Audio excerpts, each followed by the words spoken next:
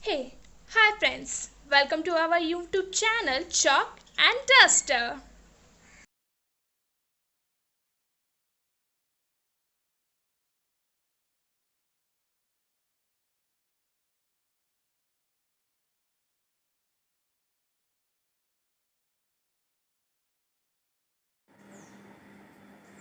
Now next question number 3 is if z equal to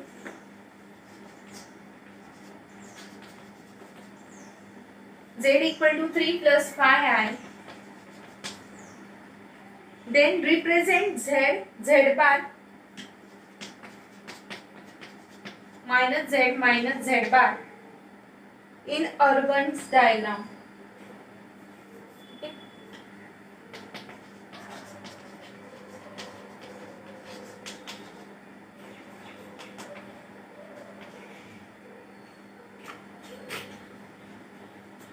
तर z पहिले z equal to 3 plus phi I, z bar काय येईल 3 minus phi I and minus z is minus 3 minus phi I.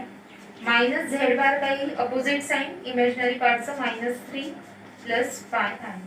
आता ह्या सगळे points आपल्याला organ diagram मध्ये दाखवायचे.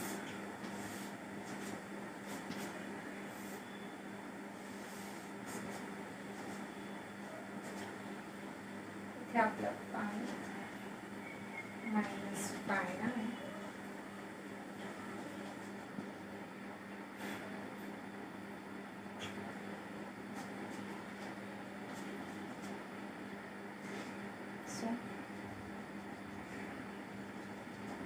इकडे आपलं आहे 3 प्लस पाय आहे म्हणजेच इक्वल टू झेड. त्यानंतर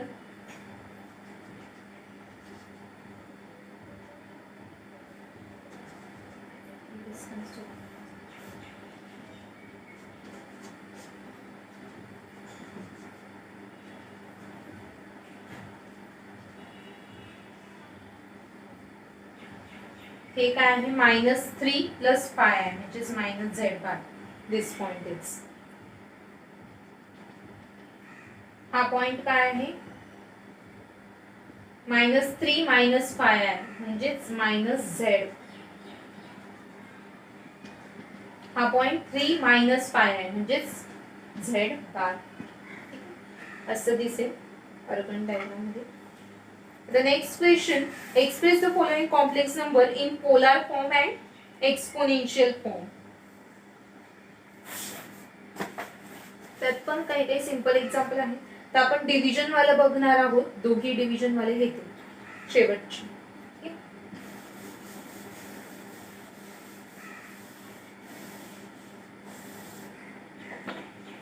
question number 4, express the following complex number in polar form. त्यातलं चौथं जे आहे त्याच्याबद्दल हिंट देते. 1/1 प्लस आय ला डिव्हिजन करायचंय. कसं करणार 1 minus I upon 1 minus I. Division केल्यानंतर कॉम्प्लेक्स नंबर मिळेल 1/√2 मायनस आय अपॉन √2. मग मॉड्युलस ऑफ झेड काढा. ठीक आहे, थीटा काढा. हा कॉम्प्लेक्स नंबर कुठल्या क्वाड्रंट मध्ये येतोय, झेड कुठल्या क्वाड्रंट मध्ये आहे, तर a is greater than 0 and b is less than 0. So this complex number in fourth quadrant, this fourth quadrant मध्ये आहे. मग थीटाचा फॉर्म्युला काय येईल 2 pi plus tan inverse of b upon a. So find theta. Then polar form मध्ये कसं लिहिणार z equal to r cos theta plus i sin theta. थीटाच्या जागी व्हॅल्यू पुट करायची आणि mod z is r. So mod z ची value इथे put करायची. त्यानंतर हे झालं पोलर फॉर्म. आणि एक्सपोनेन्शियल फॉर्म मध्ये r e raise to i theta. r च्या जागी मॉड z आणि थीटाच्या जागी थीटाची व्हॅल्यू जी भेटली ती पुट करा. ठीक आहे. आता आपण पाचवा आणि सहावा बघणार आहोत.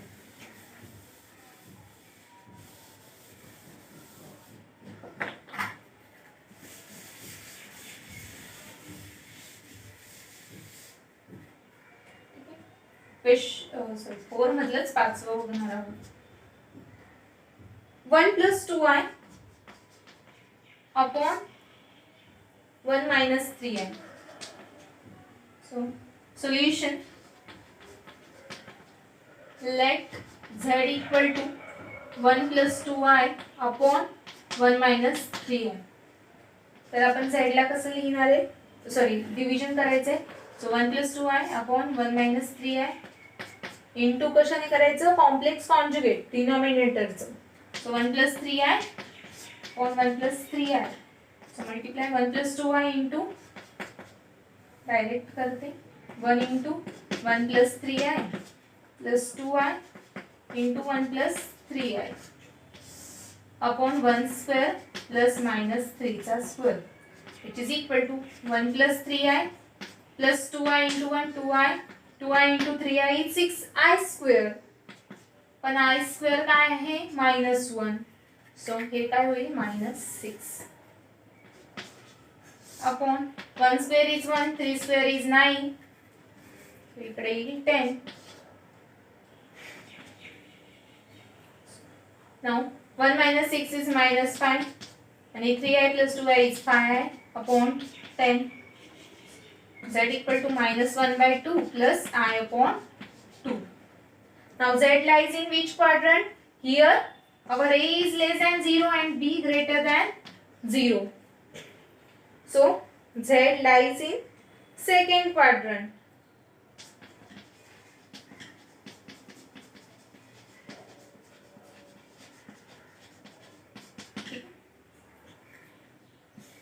इथे आपले A आणि B च्या व्हॅल्यू लिहून टाकते. A is -1/2, B is 1/2. Therefore theta ची व्हॅल्यू काय येईल, tan inverse pi plus tan inverse of B upon A. B is 1/2 आणि A is -1/2. So which is equal to pi plus tan inverse of -1. Because 1/2 upon -1/2 1 होईल आणि minus as it is. So pi tan inverse of -1 is -pi/4. So 4 pi upon 4, 3 pi/4. Theta ची value काय मिळाली, 3 pi/4. Right झाली आहे. आता आपण modulus z म्हणजे r is nothing but a square plus b square, which is equal to a square is 1/4 and this is 1/4. So 2/4, 2 2s are 1, 2 2s are 4. So this is nothing but 1/√2. R is 1 upon √2. So in polar form,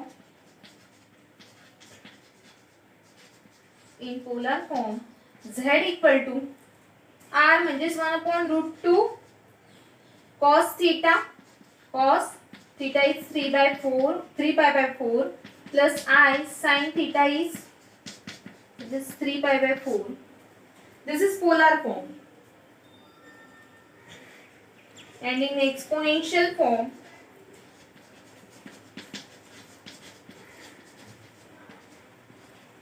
z काय येईल, r is 1 upon √2 आणि into e raised to I theta. I as it is आणि थीटाच्या जागी 3 pi/4. ठीक आहे, हे झालं exponential form. Then this is polar form.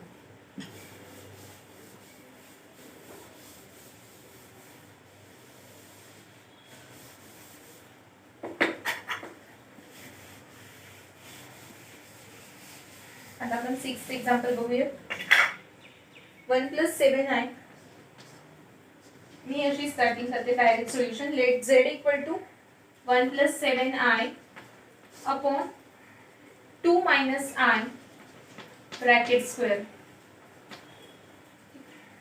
So z equal to 1 plus 7i upon 2 minus I bracket square म्हणजे 2 चा square 4 minus 2 into 2 into minus I. Sorry.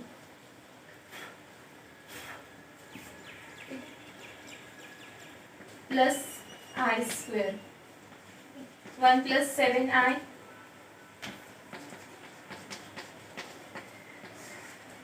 4 minus 2 into 2 is 4. 4 minus 4i आणि I square is -1. So खाली काय येईल, 4 minus 1 is 3. 3 minus 4i. आता आपल्याला हे division करायला लागेल. सो 3 प्लस 4i ने मल्टिप्लाय करा, कॉम्प्लेक्स कॉन्जुगेट डिनॉमिनेटरचं 1 इंटू 3 प्लस 4i आणि 7i into 3 plus 4i upon 3 चा square plus minus 4 bracket square is equal to 1 into 3 plus 4i as it is. 7i into 3 is 21i and 7i into 4i is 28i square, but I square is minus 1, so minus upon 3 square is 9, minus 4 square is 16. 3 minus 28 is minus 25. 4i plus 21i is 25i upon 19 plus 9 plus 16 is 25. So z equal to minus 1 plus I. So z lies in which quadrant? In this case our A is minus 1 and B is plus 1. So A less than 0 and B greater than 0. A less than 0 आहे म्हणजे ह्या साइडला आणि B greater than 0 म्हणजे this side. So our Z lies in second quadrant.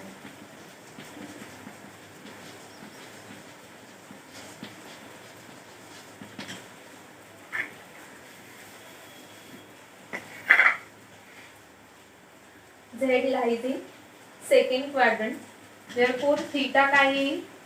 Pi plus tan inverse of B upon A, which is equal to pi plus tan inverse of B is 1 आणि खाली minus 1. So pi plus tan inverse of minus 1, पण tan inverse of minus 1 काय आहे? minus pi by 4. Therefore theta equal to pi minus pi by 4 is 3 pi by 4.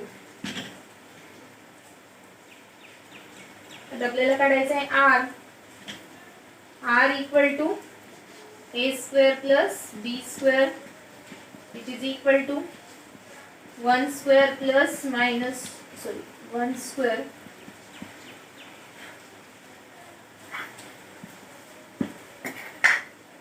a is minus 1, so minus 1 bracket square plus 1 square, which is equal to 1 plus 1, so r is root 2. ठीक आहे, r ची value काय मिळाली? Route 2 आणि थीटाची value 3 pi by 4.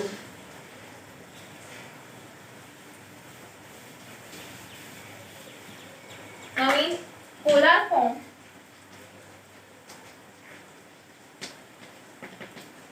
z काय येईल? r cos theta, r is root 2, cos theta is 3 pi by 4 plus I sin theta. Theta is 3 pi by 4. Now in exponential form,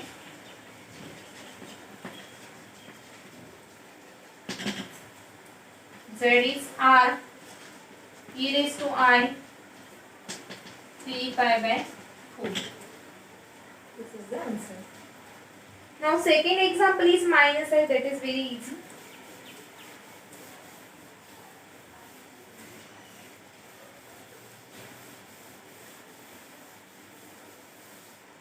We roughly discuss first and second example. So first one is z is minus 1 plus root 3 I.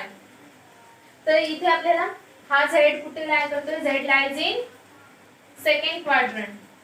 z lies in second quadrant. मग theta काय येईल? pi plus tan inverse of b upon a. b is root 3 आणि a is minus 1. So pi plus tan inverse of minus root 3. But we know that tan 60 degree is equal to root 3. Is it okay? But 60 degree लाच आपण pi upon 3 radian मध्ये लिहितो. Radian चं चिन्ह आहे, which is equal to root 3. Therefore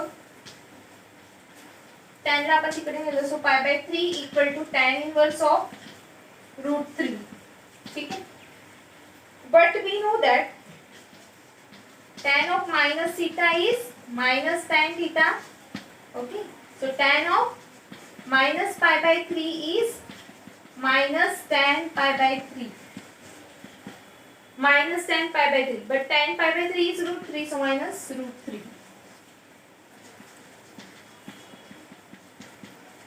आपण जर tan तिकडे नेलं, so tan inverse of minus root 3 equal to minus pi upon 3. So here pi minus pi upon 3. ठीक है? Is this calculation okay? और सिम्पली जर इकडे मायनस साइन आलं तर आपण डायरेक्ट मायनस करू शकतो. म्हणजे आता फक्त tan इनवर्स रूट 3 फाइंड करायचं. जी व्हॅल्यू आली त्याला फक्त मायनस चिन्ह द्यायचे. म्हणजे tan inverse of minus root 3 काय येईल? Minus pi by 3. ठीक आहे. So pi minus pi by 3 which is equal to 2 pi by 3. हे आलं थीटा.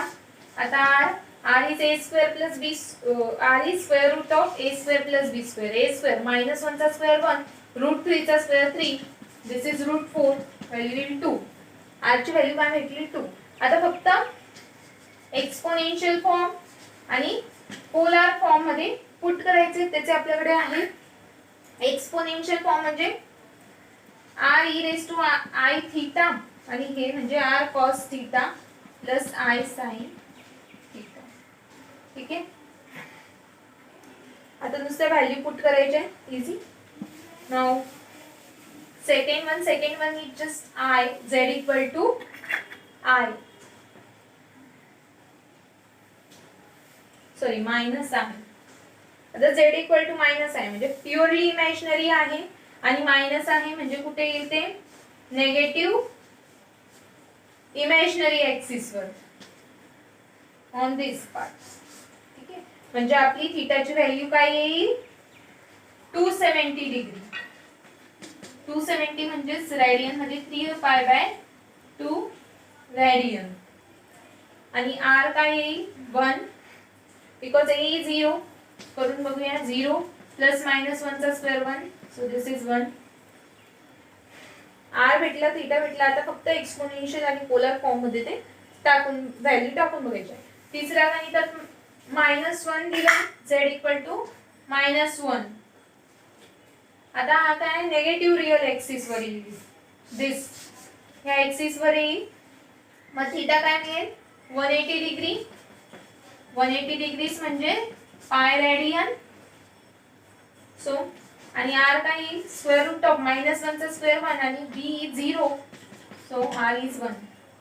r ची व्हॅल्यू मिळाली, थीटाची व्हॅल्यू मिळाली. आता फक्त पुट करायची एक्सपोनेन्शियल फॉर्म आणि पोलर फॉर्म मध्ये.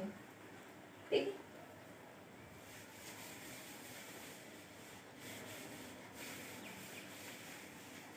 In next video we will do question number 5.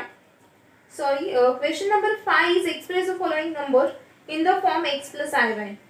त्यामध्ये काही गणित जी आहेत ती त्यासाठी आपल्याला ट्रिग्नोमेट्रिक फंक्शन मधलं ट्रिग्नोमेट्री शिकायचे. मॅथ्स पार्ट 1 मधलं 3rd चॅप्टर आणि 2nd चॅप्टर. त्यानंतर आपण ही गणित सोडवू शकतो. ठीक आहे. त्यातलं क्वेश्चन नंबर 5 म्हटलं मग फर्स्टच आपल्याला येईल म्हणजे तुम्हाला येऊ शकतं. So √3 cos pi by 6 plus I sin pi by 6 which is equal to √3 cos pi by 6. pi by 6 म्हणजे 30 डिग्री. cos 30 डिग्री काय असतं? √3/2 आणि sin 30 is 1/2 which is equal to √3 ने 3 ला मल्टिप्लाय केलं 3/2 plus I √3/2. So here x plus iy च्या form मध्ये असं दिसेल. असं येईल. आता नेक्स्ट एक्झाम्पल मध्ये cos 7 pi/4 विचारलंय तर त्याची व्हॅल्यू काढण्यासाठी आपल्याला काही फॉर्म्युले लागणार आहेत ट्रिग्नोमेट्रीचे.